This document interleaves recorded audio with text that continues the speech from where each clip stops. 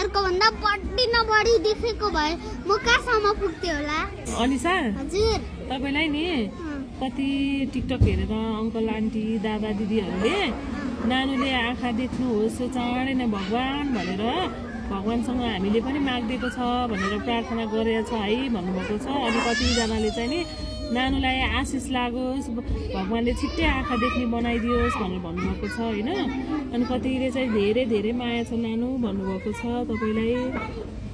अनि म सानो हुँदा त हस्पिटलमा बाबा मम्मीले कति हस्पिटल लाँदाखेरि त डाक्टरले हुँदैन अब मेरो आँखा कहिले ठिक हुँदैन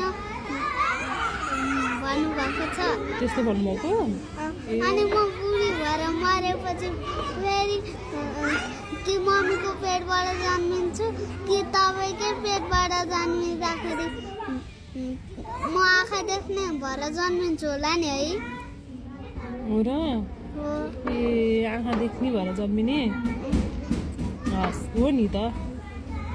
अब अहिले पनि त आँखा नदेखे पनि के भयो त छामेर भए पनि पढ्न लेख्न सकिन्छ हजुर आफै टोइलेट जान्छु नछामिकन भए पनि नलडिकन भए पनि बिस्तारै गइहाल्छु।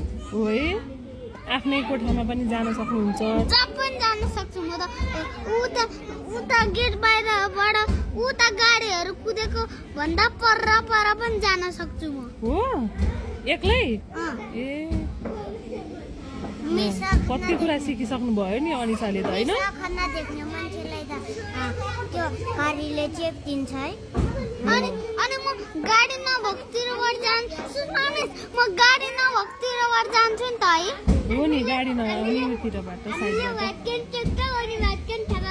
अनि आँखा देख्दिनँ भने मान्छ अनि देख्दिनँ मिलाइ हो।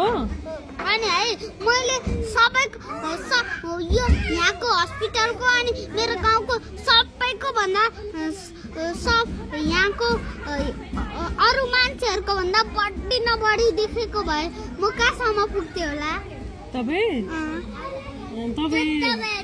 जहाँ जान मन लाग्नु जता जता जान मन लाग्थ्यो त्यतिसम्म पुग्नुहुन्थ्यो नि त। अनि अलिअलि हिँडेर कि दौडेर गयो भने आँखा देख्ने मान्छे के हुन्छ। दौडेर गए पनि आँखा देख्ने मान्छेहरू दौडेर जहाँ पुग्ने गयो त्यही पुग्नुहुन्छ।